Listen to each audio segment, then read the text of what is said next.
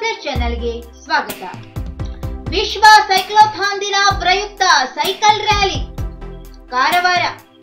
ವಿಶ್ವ ಸೈಕ್ಲೋಥಾನ್ ದಿನದ ಪ್ರಯುಕ್ತವಾಗಿ ಕಾರವಾರದ ನೆಹರು ಯುವ ಕೇಂದ್ರ ಮತ್ತು ಸದಾಶಿವಗಢದ ಮಹಾಮಾಯ ಯುವಕ ಮಂಡಳದ ಸಂಯುಕ್ತ ಆಶ್ರಯದಲ್ಲಿ ಮಂಗಳವಾರ ಸೈಕಲ್ ರ್ಯಾಲಿ ಮೆರವಣಿಗೆಯನ್ನು ಹಮ್ಮಿಕೊಳ್ಳಲಾಗಿತ್ತು। ಈ ಕಾರ್ಯಕ್ರಮಕ್ಕೆ ನೆಹರು ಯುವ ಕೇಂದ್ರದ ಜಿಲ್ಲಾ ಯುವ ಸಮನ್ವಯ ಅಧಿಕಾರಿಯಾಗಿರುವ ಯಶವಂತ್ ಯಾದವ್ ಅವರು ಚಾಲನೆ ನೀಡಿದರು। ಈ ಸೈಕಲ್ ರ್ಯಾಲಿಯು ಸದಾಶಿವಗಢದ ಮಹಾಮಾಯ ದೇವಸ್ಥಾನದಿಂದ ಪ್ರಾರಂಭವಾಯಿತು। ಬಳಿಕ ಪಿಂಪಲ್ಕಟ್ಟ, ಶಿವಾಜಿ ಚೌಕ, ಮಾವಿನಹೊಳೆ, ಹಳೆಭಾಗ ಮೂಲಕ ಮಹಾಮಾಯ ದೇವಸ್ಥಾನಕ್ಕೆ ಮರಳಿತು। ರ್ಯಾಲಿಯಲ್ಲಿ ಸುಮಾರು 50ಕ್ಕಿಂತ ಹೆಚ್ಚು ಯುವಕರು ಭಾಗವಹಿಸಿದ್ದರು। ಸೈಕ್ಲಿಂಗ್ ಕುರಿತು ಸಂದೇಶವನ್ನು ಊರಿನ ಜನತೆಗೆ ನೀಡುತ್ತಾ ಸೈಕಲ್ ರ್ಯಾಲಿ ನಡೆಯಿತು। ತದನಂತರ ನಡೆದ ವೇದಿಕೆ ಕಾರ್ಯಕ್ರಮದಲ್ಲಿ ಉದ್ದೇಶಿಸಿ ನೆಹರು ಯುವ ಕೇಂದ್ರದ ಯುವ ಸಮನ್ವಯ ಅಧಿಕಾರಿಗಳಾದ ಯಶವಂತ ಯಾದವ್ ಮಾತನಾಡಿ ಯುವಕರಿಗೆ ಈ ಕಾರ್ಯಕ್ರಮದ ಮುಖ್ಯ ಉದ್ದೇಶವನ್ನು ತಿಳಿಸಿದರು। ತಮ್ಮ ದಿನನಿತ್ಯ ಜೀವನದಲ್ಲಿ ಆದಷ್ಟು ಕಡಿಮೆ ವಾಹನಗಳನ್ನು ಬಳಸಿ ಸೈಕಲ್ ಮತ್ತು ನಡಿಗೆಯನ್ನ ಆದಷ್ಟು ಹೆಚ್ಚು ಬಳಸುವ ಕುರಿತು ಸಂದೇಶ ಸಾರುವುದೇ ಇದರ ಮುಖ್ಯ ಉದ್ದೇಶವಾಗಿದೆ।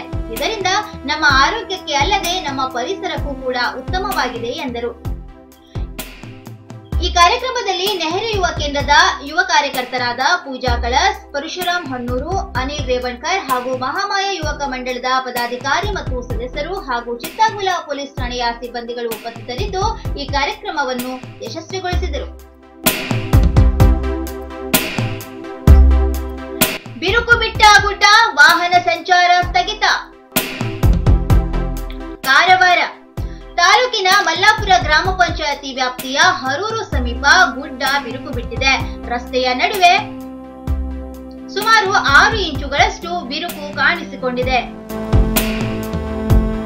ಮಲ್ಲಾಪುರದಿಂದ ಕೈಗಾರಿಕೆ ಸಾಗಿ ಹರೂರು ಬಾರೆ ಮೂಲಕ ಯಲ್ಲಾಪುರ ತಾಲೂಕಿನ ಇಡಗುಂದಿಗೆ ಸಂಪರ್ಕ ಕಲ್ಪಿಸುವ ರಸ್ತೆ ಇದಾಗಿದೆ। ಈ ಭಾಗದಲ್ಲಿ ಮನೆಗಳಿಲ್ಲ, ಕಾಡಿನ ಮಧ್ಯೆ ಸಾಗುವ ದಾರಿ ಇದಾಗಿದ್ದು ಗುಡ್ಡ ಕುಸಿದರೆ ಇಡಗುಂದಿ ಮಲ್ಲಾಪುರ ನಡುವೆ ಸಂಪರ್ಕ ಕಡಿತವಾಗಲಿದೆ। ಮುನ್ನೆಚ್ಚರಿಕೆಯ ಕ್ರಮವಾಗಿ ಈ ಮಾರ್ಗದಲ್ಲಿ ವಾಹನ ಸಂಚಾರ ನಿಲ್ಲಿಸಲಾಗಿದೆ। ಜೊಯ್ಡಾ ತಾಲೂಕಿನ ನಾಗೋಡ ಸೇತುವೆ ದಾಟುತ್ತಿರುವಾಗ ವ್ಯಕ್ತಿಯ ಮರಣ। ಜೊಯ್ಡಾ ತಾಲೂಕಿನ ನಾಗೋಡ ಹೋಗುವ ರಸ್ತೆಯಲ್ಲಿನ ಸೇತುವೆ ದಾಟುತ್ತಿರುವಾಗ ಗಣಪತಿ ನಾಯಕ್ ಇವರು ಜಾರಿ ಬಿದ್ದು ನೀರಿನಲ್ಲಿ ತೇಲಿ ಹೋದ ಬಗ್ಗೆ ಜೊಯ್ಡಾ ಪೊಲೀಸ್ ಠಾಣೆಯಲ್ಲಿ ಪ್ರಕರಣ ದಾಖಲಾಗಿದೆ। ಶೋಧ ಕಾರ್ಯ ನಡೆಸಿದ್ದರು। ಇಂದು ಮಧ್ಯಾಹ್ನ ಅವರ ಮೃತ ಶರೀರ ಪತ್ತೆಯಾಗಿದೆ। ಕೆಲವು ದಿನಗಳ ಹಿಂದೆ ಮಳೆಯ ರಭಸಕ್ಕೆ ಸೂಪಾ ಜಲಾಶಯ ಭರ್ತಿಯಾಗುತ್ತಿರುವ ಕಾರಣ ಸದ್ಯ ನಾಗೋಡ ಸೇತುವೆ ಜಲಾಶಯದ ಹಿನ್ನೀರಿನಿಂದ ಮುಳುಗುವ ಹಂತದಲ್ಲಿದ್ದು ಸೇತುವೆ ಮೇಲೆ ನೀರು ತುಂಬಿದೆ।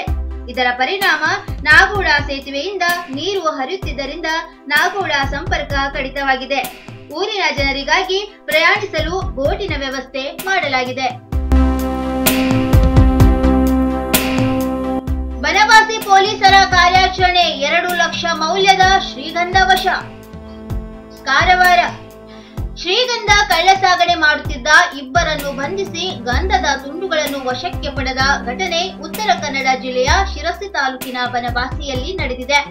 ಸೊರಬದಿಂದ ಬನವಾಸಿ ಕಡೆಗೆ ಕಾರ್ನಲ್ಲಿ ಗಂಧದ ತುಂಡುಗಳನ್ನು ಹಾಕಿಕೊಂಡು ಶಿರಸಿ ಕಡೆಗೆ ಬರುತ್ತಿದ್ದ 4 ಬಗ್ಗೆ ಖಚಿತ ಮಾಹಿತಿ ಪಡೆದ ಬನವಾಸಿ ಪೊಲೀಸರು ಕಾರನ್ನು ತಡೆದು ತಪಾಸಣೆ ಮಾಡಿದ್ದಾರೆ। ಈ ವೇಳೆ ಇಬ್ಬರು ಆರೋಪಿಗಳು ಪರಾರಿಯಾಗಿದ್ದು ಶಿರಸಿಯ ಇಬ್ಬರನ್ನು ಬಂಧಿಸುವಲ್ಲಿ ಪೊಲೀಸರು ಯಶಸ್ವಿಯಾಗಿದ್ದಾರೆ। ಸುಮಾರು 2 ಲಕ್ಷ ರೂಪಾಯಿ ಮೌಲ್ಯದ 6 ಗಂಧದ ತುಂಡುಗಳನ್ನು ಹಾಗೂ ಸಾಗಾಣಿಕೆಗೆ ಬಳಸಿದ ಸ್ವಿಫ್ಟ್ ಕಾರನ್ನು ಸಹ ವಶಕ್ಕೆ ಪಡೆಯಲಾಗಿದ್ದು ಮಹೇಶ್ ಗುಡಿಗಾರ, ಗಣೇಶ್ ಗುಡಿಗಾರ ಎಂಬುವರನ್ನು ಬಂಧಿಸಿದ್ದು ಫೀರ್ ಖಾನ್ ಹಾಗೂ ಶಬಾನಾ ಫೀರ್ ಖಾನ್ ಚಿಕ್ಕಬಂಜೂರು ಮೂಲದ ವ್ಯಕ್ತಿಗಳು ಪರಾರಿಯಾದ ಆರೋಪಿಗಳಾಗಿದ್ದಾರೆ। ಘಟನೆ ಸಂಬಂಧ ಬನವಾಸಿ ಪೊಲೀಸ್ ಠಾಣಾ ವ್ಯಾಪ್ತಿಯಲ್ಲಿ ಪ್ರಕರಣ ದಾಖಲಾಗಿದೆ। ಶಿರಸಿ ಜಿಲ್ಲಾ ಕೇಂದ್ರವಾದ್ರೆ ಜೊಯ್ಡಾ ಸೇರಿಸಲು ವಿರೋಧ। ಜೊಯ್ಡಾ ಉತ್ತರ ಕನ್ನಡ ಜಿಲ್ಲೆಯ ಇಬ್ಬಾಗ ಮಾಡಿ ಘಟ್ಟದ ಮೇಲಿನ ತಾಲೂಕನ್ನ ಸೇರಿ ಶಿರಸಿ ನಗರವನ್ನ ಜಿಲ್ಲಾ ಕೇಂದ್ರ ಮಾಡಬೇಕು ಎಂದು ಹೋರಾಟ ಆರಂಭವಾಗುತ್ತಿದ್ದಂತೆ ಶಿರಸಿ ಜಿಲ್ಲಾ ಕೇಂದ್ರವಾದ್ರೆ ನಮ್ಮ ತಾಲೂಕನ್ನ ಶಿರಸಿಗೆ ಸೇರಿಸಬಾರದು ಎನ್ನುವ ಹೋರಾಟ ಆರಂಭವಾಗಿದೆ। ಈ ಬಗ್ಗೆ ಜೊಯ್ಡಾ ತಾಲೂಕನ್ನು ಕಾರವಾರ ಜಿಲ್ಲೆಗೆ ಸೇರಿಸಬೇಕು ಎಂದು ತಾಲೂಕಿನ ಕುಂಬಾರವಾಡದಲ್ಲಿ ಸಾರ್ವಜನಿಕರು ಪ್ರತಿಭಟನೆ ನಡೆಸಿದ್ರು. ಪ್ರತಿಭಟನೆಯಲ್ಲಿ ಪಾಲ್ಗೊಂಡಿದ್ದ ಕುಂಬಾರವಾಡ ಗ್ರಾಮ ಪಂಚಾಯತಿ ಮಾಜಿ ಅಧ್ಯಕ್ಷ ಪುರುಷೋತ್ತಮ ಕಾಮತ್ ಮಾತನಾಡಿ, ಜೊಯ್ಡಾ ತಾಲೂಕನ್ನ ಶಿರಸಿಗೆ ಸೇರಿಸುವುದಕ್ಕೆ ನಮ್ಮ ವಿರೋಧವಿದೆ. ಜೊಯ್ಡಾದ ಜನರು ಕಾರವಾರ ಜಿಲ್ಲೆಗೆ ಸೇರಲು ಇಷ್ಟಪಡುತ್ತಾರೆ. ಉತ್ತರ ಕನ್ನಡ ವಿಭಾಗವಾದಲ್ಲಿ ಜೊಯ್ಡಾವನ್ನು ಕಾರವಾರ ಜಿಲ್ಲೆಗೆ ಸೇರಬೇಕು. ಇದು ಜೊಯ್ಡಾ ಜನತೆಯ ಒತ್ತಾಯವಾಗಿದೆ. ಯಾವುದೇ ಕಾರಣಕ್ಕೂ ಜೊಯ್ಡಾ ಶಿರಸಿ ಜಿಲ್ಲೆಗೆ ಸೇರಲು ಜೊಯ್ಡಾ ಜನತೆ ಬಿಡುವುದಿಲ್ಲ. ಜೊಯ್ಡಾ ತಾಲೂಕಿನ ಜನರಿಗೆ ಕನ್ನಡ ಭಾಷೆ ಮಾತನಾಡಲು ಸರಿಯಾಗಿ ಬರುವುದಿಲ್ಲ. ಕಾರವಾರದಲ್ಲಿ ಕೆಲ ಜನರಿಗಾದರೂ ಕೊಂಕಣಿ ಭಾಷೆ ಬರುತ್ತದೆ. ಆದರೆ ಜೊಯ್ಡಾ ತಾಲೂಕನ್ನು ಮಾತ್ರ ಕಾರವಾರಕ್ಕೆ ಸೇರಿಸಬೇಕೆಂದು ಒತ್ತಾಯಿಸಿದ್ರು. ಜೊಯ್ಡಾದಿಂದ ಶಿರಸಿ 123 ಕಿಲೋಮೀಟರ್ ಆಗುತ್ತದೆ. ಕಾರವಾರ 70 ಕಿಲೋಮೀಟರ್ ಆಗುತ್ತದೆ. ದೂರದ ಲೆಕ್ಕಾಚಾರಕ್ಕೂ ನಮಗೆ ಕಾರವಾರವೇ ಕೇಂದ್ರವಾಗಲಿ ಎಂದ್ರು.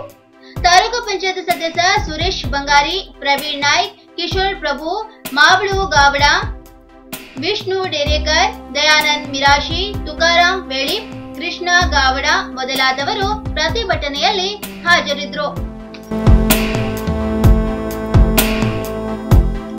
ಭೀಮಣ್ಣ ನಾಯ್ಕಿಗೆ ಕೆಪಿಸಿಸಿ ಮಹತ್ವದ ಹುದ್ದೆ. ಕಾರವಾರ ಉತ್ತರ ಕನ್ನಡ ಜಿಲ್ಲೆಯ ಕಾಂಗ್ರೆಸ್ ಮುಖಂಡ ಭೀಮಣ್ಣ ನಾಯ್ಗೆ ಕೆಪಿಸಿಸಿ ಮಹತ್ವದ ಹುದ್ದೆ ನೀಡಿ ಕೆಪಿಸಿಸಿ ಅಧ್ಯಕ್ಷ ಡಿಕೆ ಶಿವಕುಮಾರ್ ಅವರು ಆದೇಶ ಮಾಡಿದ್ದಾರೆ. ಕರ್ನಾಟಕದಲ್ಲಿ ಕಾಂಗ್ರೆಸ್ ಪಕ್ಷವನ್ನು ಗಟ್ಟಿಗೊಳಿಸಲು ಹೊಸ ತಂಡ ರಚಿಸಿರುವ ಡಿಕೆ ಶಿವಕುಮಾರ್ ಅವರು ಮಂಗಳವಾರ ಕೆಪಿಸಿಸಿ ವಕ್ತಾರರ ಪಟ್ಟಿ ಬಿಡುಗಡೆ ಮಾಡಿದ್ದಾರೆ. ಅದರಲ್ಲಿ ಉತ್ತರ ಕನ್ನಡ ಜಿಲ್ಲೆಯಿಂದ ಕೆಪಿಸಿಸಿ ವಕ್ತಾರರಾಗಿ ಭೀಮಣ್ಣ ನಾಯ್ಕ ಅವರಿಗೆ ಜವಾಬ್ದಾರಿ ವಹಿಸಲಾಗಿದೆ. ಸಂವಹನ ಮತ್ತು ಮಾಧ್ಯಮ ವಿಭಾಗದ ವಕ್ತಾರರಾಗಿ ಇವರನ್ನು ನೇಮಿಸಲಾಗಿದೆ. ಅಂದರೆ ಇವರು ಪಕ್ಷದ ಪರವಾಗಿ ಮಾಧ್ಯಮ ಹೇಳಿಕೆ, ಮಾಧ್ಯಮಗಳಲ್ಲಿ ಚರ್ಚೆಯಲ್ಲಿ ಪಾಲ್ಗೊಳ್ಳಬಹುದಾಗಿದೆ. ಹಾಗಾಗಿ ಈ ಹುದ್ದೆ ಸಾಕಷ್ಟು ಮಹತ್ವದಾಗಿದೆ. ಪಕ್ಷದ ಮುಖವಾಣಿ ರೀತಿ ಇವರ ಕೆಲಸಗಳು ನಡೆಯುತ್ತವೆ. ಭೀಮಣ್ಣ ನಾಯ್ಕ ಅವರು ಹಲವು ವರ್ಷಗಳಿಂದ ಕಾಂಗ್ರೆಸ್ ಪಕ್ಷದಲ್ಲಿ ಕೆಲಸ ಮಾಡುತ್ತಿದ್ದಾರೆ. ರಾಜಕೀಯವಾಗಿ ಇನ್ನಷ್ಟು ಪ್ರಭಾವಿಯಾಗಲು ಈ ಹುದ್ದೆ ಮಹತ್ವದಾಗಿದೆ. ಇನ್ನು ಮತ್ತಷ್ಟು ಸುದ್ದಿಗಾಗಿ ಕಾರವಾರ ಪ್ಲಸ್ ವೀಕ್ಷಿಸಿ. ನೀವು ಯೂಟ್ಯೂಬ್ ಅಲ್ಲಿ ನೋಡ್ತಿದ್ದೀರಿ, ಸಬ್ಸ್ಕ್ರೈಬ್ ಮಾಡಿ, ಬೆಲ್ ಐಕಾನ್ ಕ್ಲಿಕ್ ಮಾಡಿ. ಫೇಸ್ಬುಕ್ ಪೇಜ್ ಅಲ್ಲಿ ನೋಡ್ತಿದ್ದೀರಿ, ಫಾಲೋ ಮಾಡಿ. ಧನ್ಯವಾದಗಳು.